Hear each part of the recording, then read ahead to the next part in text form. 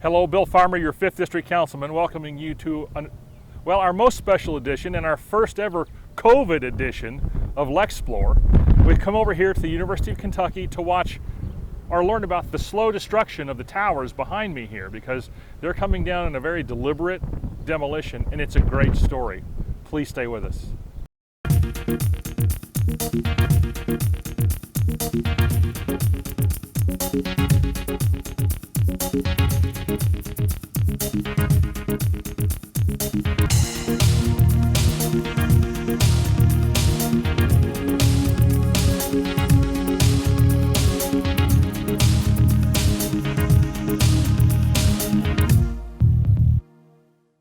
Hello, I've been joined by Keith Ingram, who is the Director of Capital Projects for the University of Kentucky, and that's capital with a big C.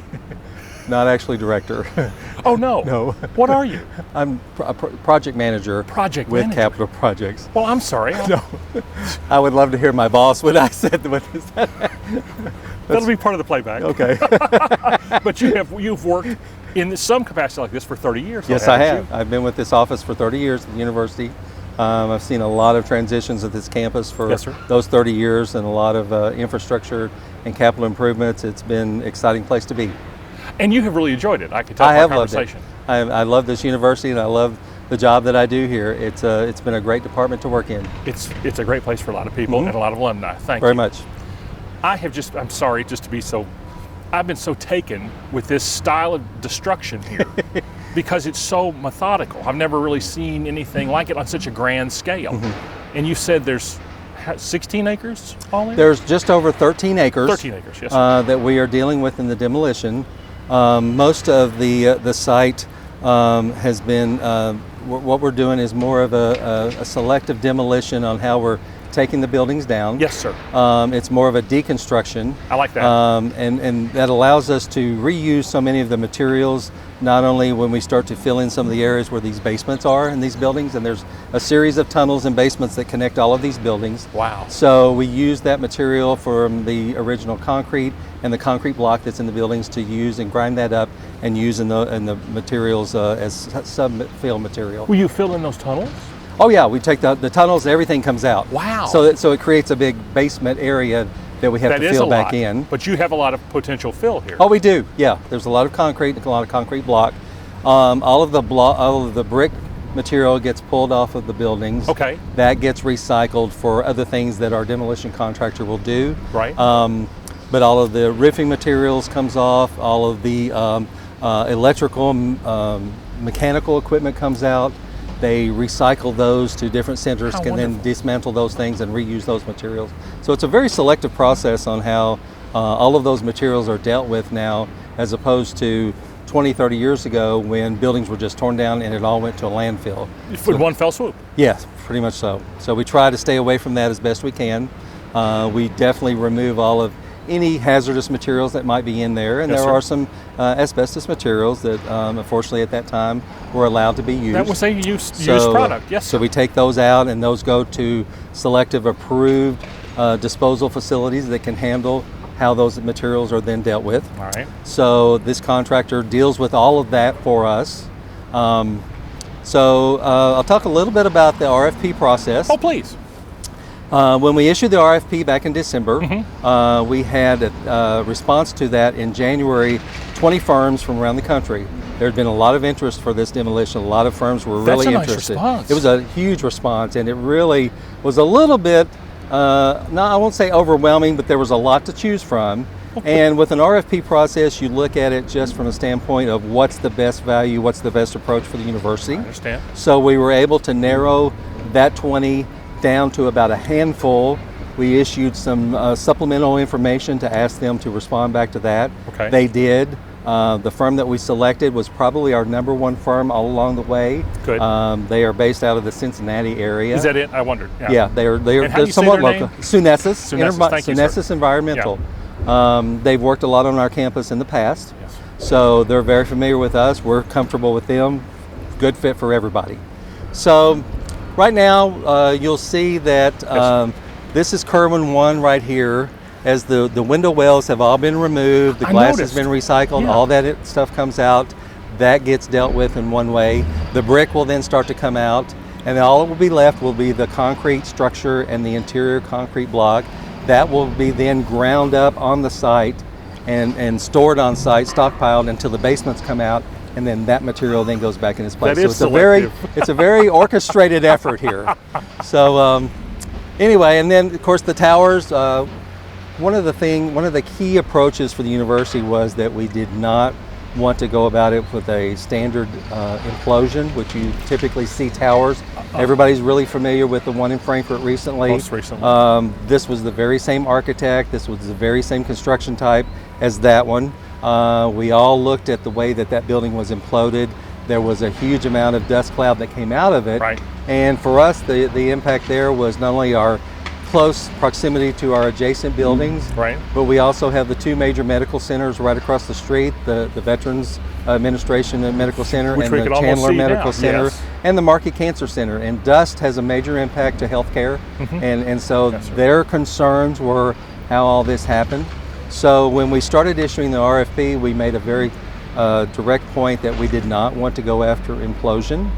And so all of those contractors submitted their proposal on what they would do. Some of them still advocated implosion, and they tended to be selected out. Oh, that's interesting. Because yeah, they would still said, we think implosion is the best way, and we said, I understand that, I It's our appreciate that, but RFP. that's not what we want to do. So that's fine too. So anyway, our contractor here has been working around the site. They have gotten about 2/3 of the abatement done in all of the buildings. That's tremendous. And so they have a staff working all over these buildings, probably of upwards of 60, 65 people. That's a payroll. That is payroll. That is payroll. And they are all direct employees of the company. They are not subcontracted out. They are their employees. Good to so know. they are very Good add-in. knowledgeable when it comes to dealing with demolition and dealing with abatement processes, which is good for them and us. We know they know what they're doing. What gets me is the one floor at a time here. Yeah. Because I get up in the morning and drive to work and go, more of it's gone. Something's changed It's or kind of like whatever. a Pac-Man thing. And you it know? didn't happen overnight. It's just you're going in a different direction at night. Yes. So their approach is try to get about one floor a week. Okay. And this is Kerwin Tower. Blanding Tower will start the same process here in about a couple of weeks. So you'll start seeing them inch down both at the same time. I wondered about that part too. Thank you. It will. Their contract with us had them on a schedule to be completed by the end of the year.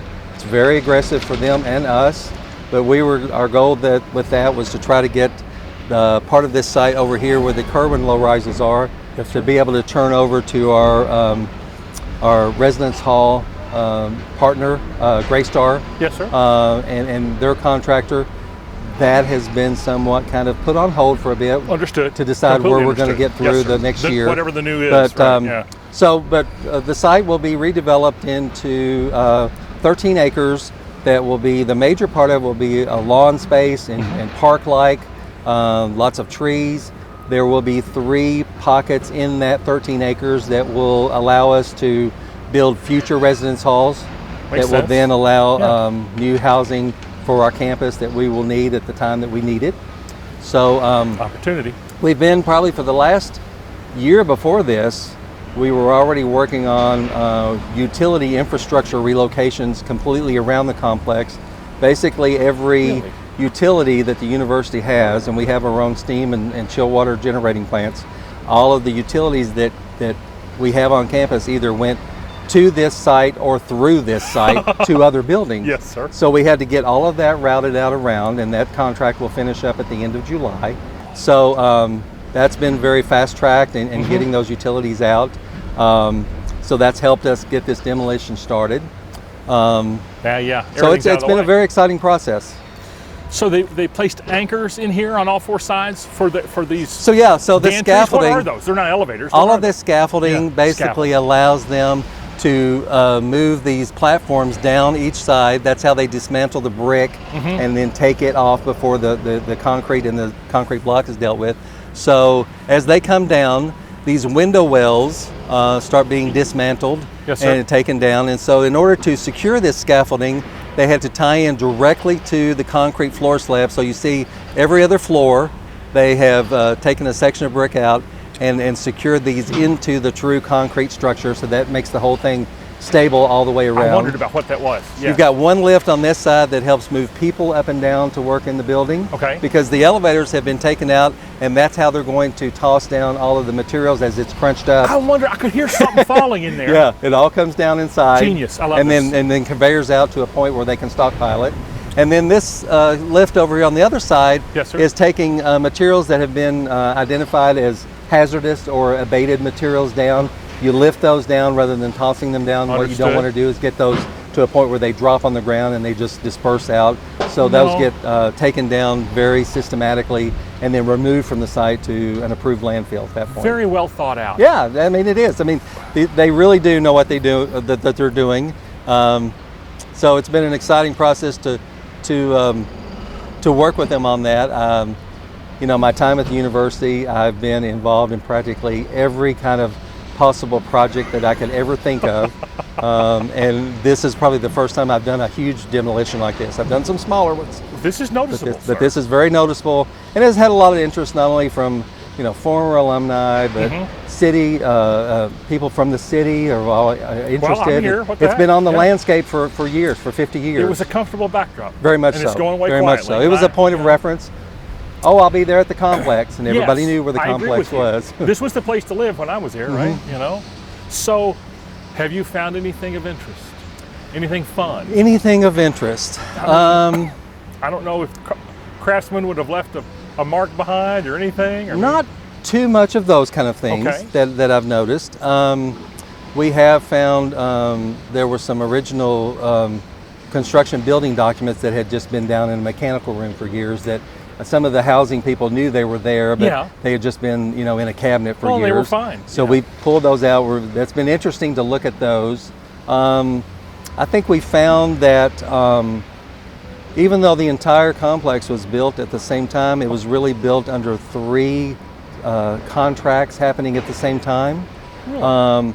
As much as all of the details are identical to every building, it's interesting to note that there will be maybe a different material used in some of the buildings as opposed to others, and you can almost see a delineation from Kerwin 4 to Kerwin 3 where that contract stopped. So that's been interesting Different to see author. that. Very much so, yeah. Their little signature on that. So Well, we were able to salvage out several things that we felt were notable historical items. There were Good. building plaques. Yes. Yes. We've taken all those out and are holding on to those. One of the other things that we decided to do was have this contractor salvage about a pallet, 500 brick, and clean them off and wrap them up and turn them back over to us. Sure. People have asked about getting bricks. It's an opportunity for people to get a memento from when they were fundraiser. here. It's a fundraiser. It's a fundraiser. It is. I mean, for so many people who have lived here, the right to have one of these bricks, you know this color, you know what it is. So we're hoping. I'm in line. There's what else? What else did we find? It was interesting. I will say this: the one interesting thing that I did find out is that in the top of each tower, Right. there were. It was basically a large, just a gathering room, just a big open room that was a lounge for each building. Now, for whatever reason, the elevators didn't go up to that floor, so you got off on the 23rd floor and walked up to the 24th. But there were 2 grand pianos up there, and nobody really can figure out how those pianos got up there because they couldn't take the elevator and they won't fit up the stairs. So that's been a little bit of a curiosity. I like that one. A little note of mystery. Like, how did these get here? Did you leave them? No, but they were just deteriorated to the point Oh where my they were just all gosh. dead. Well, I And- understand. and They had been there through all that time. Yeah, they had been, and so we really didn't have a need for them at that point. But it was just interesting. Like, how did this happen? So. Well, I think it's We've wonderful. had some different. I did a walkthrough with some people with the libraries Good, as far as good. doing Special collection documentation. stuff. Yes, Good, they good. took some photos. They asked for several things to be salvaged for archival For everybody. records, and because basically this architect designed pretty much everything that's in here, light fixtures and all, which is typically not how new construction is done now. That's So why everything I'm was somewhat custom. glad you're preserving. So we're trying know? to preserve as many of those things as we can. So that's just a little bit about the project. You have been wonderful to talk to. Well, thank you. I appreciate your Thank time you. and certainly your history here.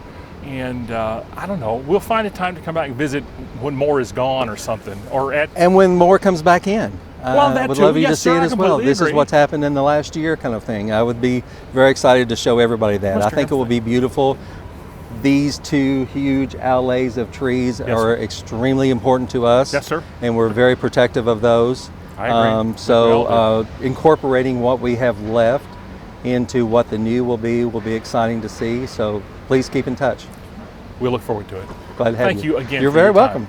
Very welcome. Well, I'm Bill Farmer, thanking you for being part of this LexPlore. We haven't had many lately during the COVID era, but we look forward to being with you again. If there's a place or an interesting story to tell, please let me know. Bill Farmer, your 5th District Councilman, thank you very much.